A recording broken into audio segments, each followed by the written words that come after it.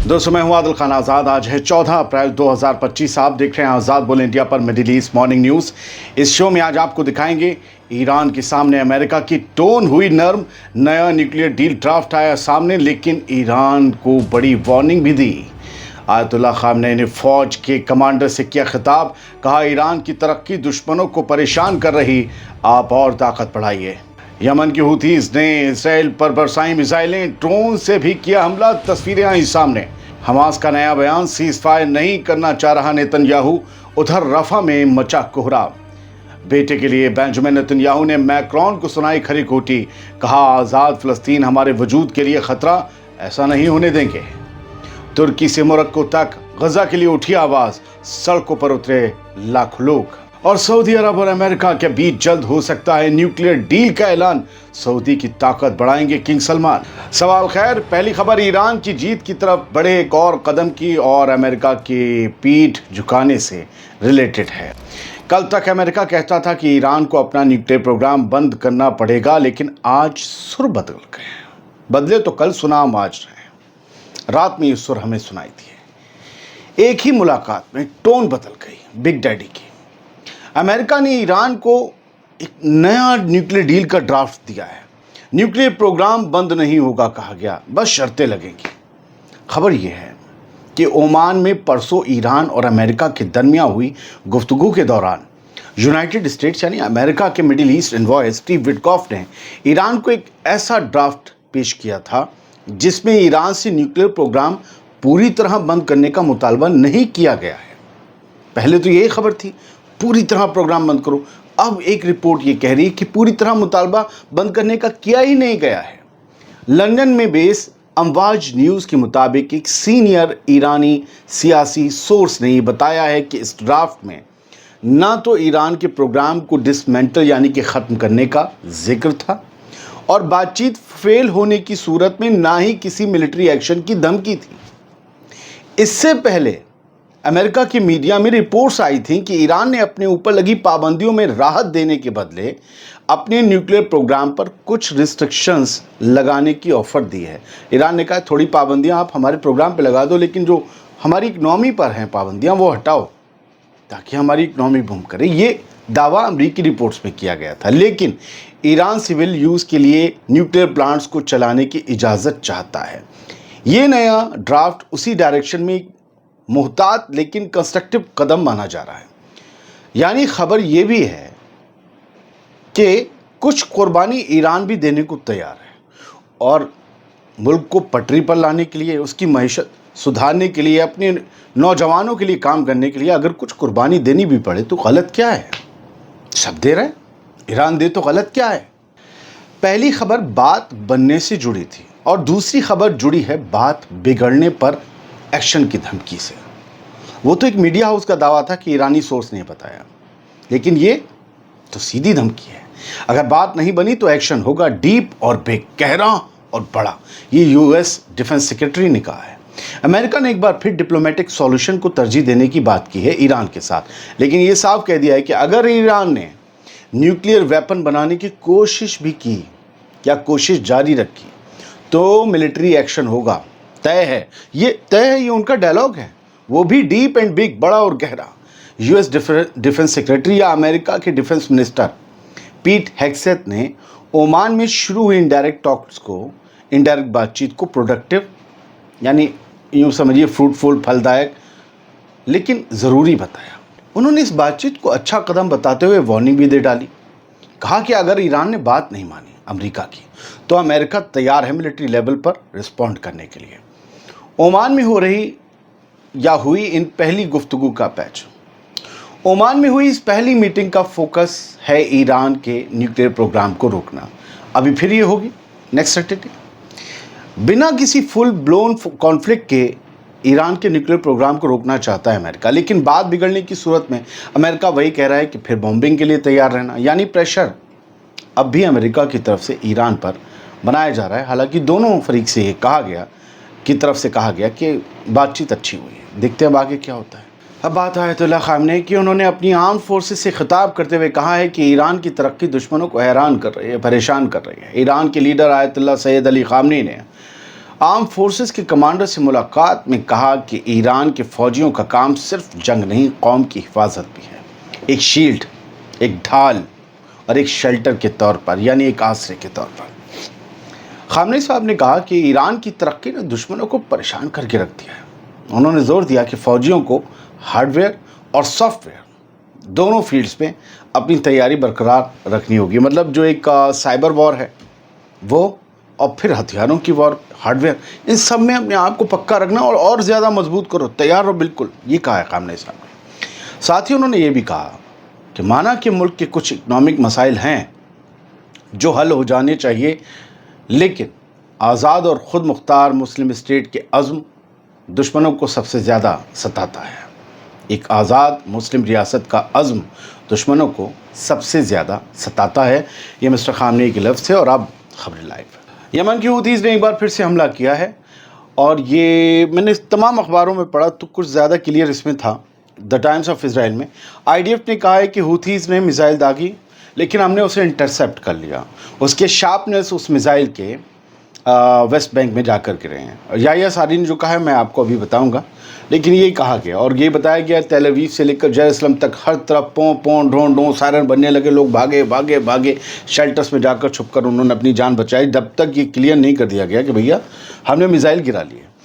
अच्छा, इसी में उन्होंने अपनी खबर की तस्दीक करने के लिए, क्योंकि लोग शक और शुबा पैदा करते हैं द टाइम्स ऑफ इज़राइल में, तो उन्होंने जो फ़लस्तीन से चलने वाले मीडिया हाउसेस हैं जो फ़लस्तीनियों के हैं, जैसे कुस न्यूज़ नेटवर्क है, उनका ही पोस्ट लगा दिया और 4 फ़ोटो दिखा दिया, देखो ये है मिसाइल गिरी हुई। तो हमने तस्दीक की, हाँ तो वाकई QNN ने दिखाया कि वेस्ट बैंक में मिसाइल मारकर गिरा दी। लेकिन हाउथीज़ ने कहा 2 मिसाइलें, और तेल अवीव यानी कि ये इसराइली फोर्सेस IDF कह रहे हैं कि 1 मिसाइल। तो दूसरी मिसाइल कहाँ गिरी, उसके बारे में क्यों नहीं बताया गया। खैर, ये 4 फ़ोटो हैं, देख रहे हैं मिसाइलें रास्ते में गिरा दी गई। अगर ये अपने पूरे एक्सप्लोजिव के साथ हिट करती तो इसके शार्पनेस बड़ी तबाही मचा सकते थे इसराइल में। ये खेतों में पड़ी है, कहीं बाग में कुछ टुकड़ा है, कुछ क्या है, लोग इंस्पेक्शन कर रहे हैं। फिलहाल मैंने बच्चों को इस मिसाइल से खेलते भी देखा, फ़लस्तीन के बच्चों को। जब अंधेरा हो गया तो वो इसके ऊपर खड़े होकर और कोई इधर से उधर सीसा बनाकर झूल रहा था। खैर, वो हमने फ़ोटो आपको नहीं दिखाया इसी वजह से। याह्या सारी का जो नया अकाउंट खुला है, देखा आवाज़ आ गई, इनका जो नया अकाउंट खुला है एक्स अकाउंट, उस पर से मैंने ये ट्वीट लिया है, जिसका इंग्लिश में तर्जुमा ये है कि यमनी आर्म फोर्सेस के मिलिट्री स्पोक्स पर्सन याह्या सारी ने बयान देते हुए ये बताया है कि 2 मिलिट्री ऑपरेशंस हमने कंडक्ट किए हैं इसराइल के ख़िलाफ़, जिसमें पहले हमने सोदेत मीचा करके एक जगह है जो कि ईस्ट ऑफ अशदोद इलाका जो है इसराइल के कब्ज़े में, उसमें आता है सोदेत मीचा। यहाँ पर एक हाइपरसोनिक फ़लस्तीन 2 मिसाइल से हमला किया और बेन गुरियन एयरपोर्ट पर जुल्फ़िकार मिसाइल से हमला किया। ये अब देखिए, अब मुझे नहीं पता कि वो सौदेत मीचा पर दागी गई मिसाइल का मलबा था जो हम दिखा रहे थे, या बेन गुरियन वाली का था। दूसरी मिसाइल कहीं तो हिट हुई है, क्योंकि याह्या सारी कह रहे हैं कि 2 मिसाइल दागी हैं। इट मीन्स कुछ तो है जिसकी पर्दादारी है इसराइल की तरफ से। फ़लस्तीन 2 मिसाइल और दूसरी जुल्फ़िकार मिसाइल, एक बेन गुरियन पर और दूसरी एक मिलिट्री साइट पर। और ये भी बताया कि सेकंड टारगेट जो था वो इजरायली एनिमी का एक अड्डा था, जिस पर हमने एशक्लोन रीजन में, वो अशदोद था, ये एशक्लोन, उस पर ड्रोन से हमला किया। यानी 2 मिसाइल और ड्रोन से हमला करने का दावा किया गया। इनकी आपने इंग्लिश ग्राफिक प्लेट में ये पॉइंट्स भी देख लिए होंगे याह्या सारी के, ठीक है। तो ये इन्होंने इस पूरे हमले की डिटेल दी, और इनका ये एक्स पर ट्वीट 14 अप्रैल को रात 12:02 पर आया। तो मैं आपको बता रहा हूँ कि टाइम और सब कुछ बता देना बड़ा सही है। खैर, इसराइल की तरफ से, और इन्होंने ये कहा है कि हमने हिट किया है डायरेक्ट, याह्या सारी ने। अब आते हैं गज़ा की खबरों पर। बेंजामिन नेतन्याहू गज़ा की सीज़ फायर में तोड़फोड़ करने, गज़ा सीज़ फायर से बिल्कुल बाहर निकलने और गज़ा को सिर्फ जंग के आग में झोंके रखने के प्लान पर काम कर रहा है। ये सीनियर हमास ऑफिशियल जो है उन्होंने कहा है, हमास के एक सीनियर ऑफिशियल हैं, उन्होंने ये जानकारी दी है, इल्ज़ाम लगाया है, और ये उनकी तस्वीर है, और इनका नाम जो है वो बरदान है। हमने आपको इनकी खबर पहले भी बताई थी, हुसाम बरदान की। इन्होंने कहा है कि बेंजामिन नेतन्याहू नेक्स्ट फेज़ के लिए सीज़ फायर को अंजाम ही नहीं देना चाहता। और द न्यू अरब के हवाले से हम खबर दिखा रहे हैं, जिनका जो सिस्टर चैनल या सिस्टर अखबार है अल अरबी अल जदीद, जो अरबी ज़ुबान में है, उस पर इन्होंने ये एक्सक्लूसिव बयान दिया है। आजकल انہی اخبار کو العربی الجدید کو یا پھر الجزیرہ کو یہ لوگ حماس کے جو آفیشلس ہیں وہ بیان دیتے ہیں. بڑا اچھا اخبار ہے, پڑھا کریے, اور پڑھیں گے تو پھر مجھے سننے کی ضرورت بھی نہیں پڑے گی. میرا کیا ہوگا اس کا وعدہ ہے, لیکن آپ بیدار رہیں گے, یہ اچھی بات ہے.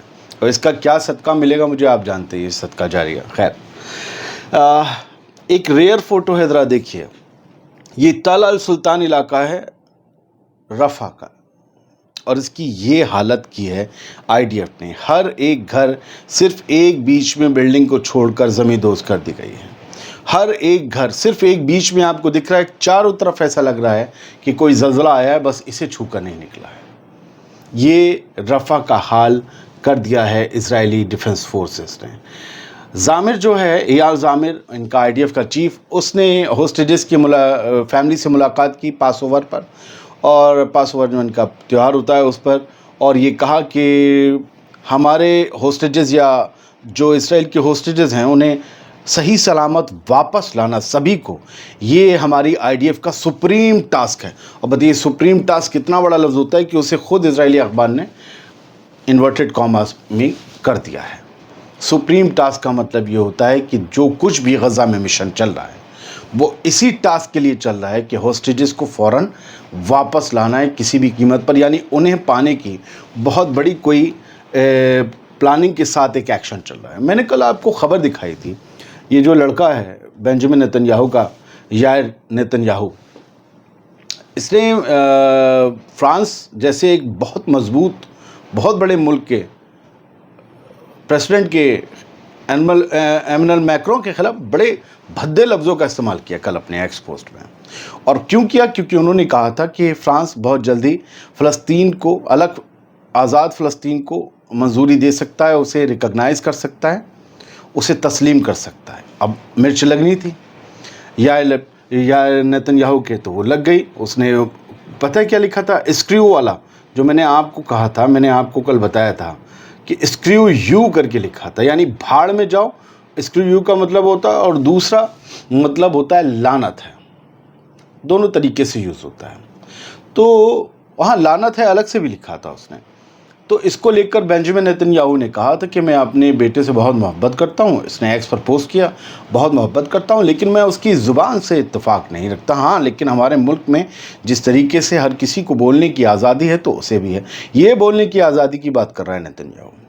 اس جمعے کو مسجد الاقصیٰ کے خطیب نے غزہ میں ہو رہے جینوسائیڈ کا ذکر کیا, تو اٹھا کر انہیں 7 دن کے لیے بین کر دیا. وہ فریڈم آف اسپیچ نہیں ہے. اور یہ ایمنل میکرون کو اسکریو یو بولے گا.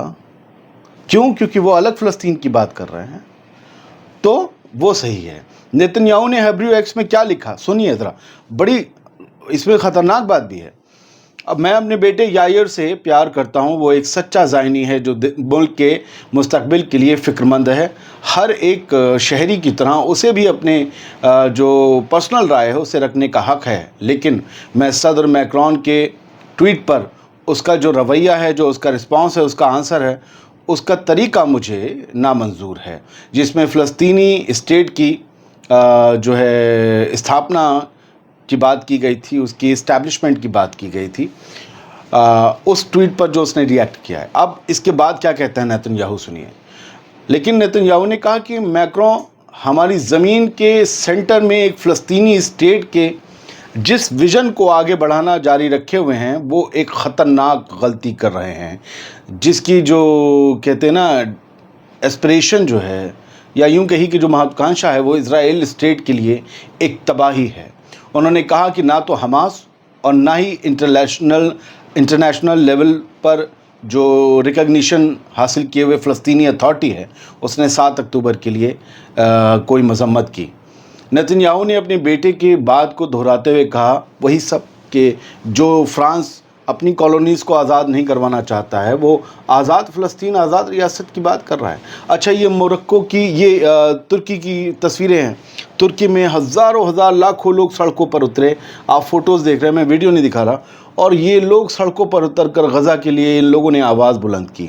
عوام کہیں کی, تبھی تو میں کہتا ہوں ملک کو گالی مت دیجیے. یہ لوگ وہی ہیں جو سلطنت عثمانیہ کے لیے لڑے تھے, انہی کے خون ہیں. اور ان کی اب یہ دیکھ، اب رجب طیب اردگان کی پالیسی کچھ ہے، اس سے کچھ نہیں ہوتا۔ سعودی عرب نے کیا کیا ہے؟ سعودی عرب سے آپ کو پتہ ہے اسلام وہیں سے نکلا، تبلیغ ہوئی، سبھی لوگ وہاں سے تھے اور صحابہ بھی ہو باقی۔ اب وہاں کوئی حکمران ہے اور کیا کر رہا ہے کیا نہیں کر رہا ہے، اس سے پوری سعودی قوم کو گالی نہیں پڑ جاتی، عرب کو گالی نہیں، عرب حکمرانوں کو جو پروپیگنڈا ہے اس سے بچا کریں۔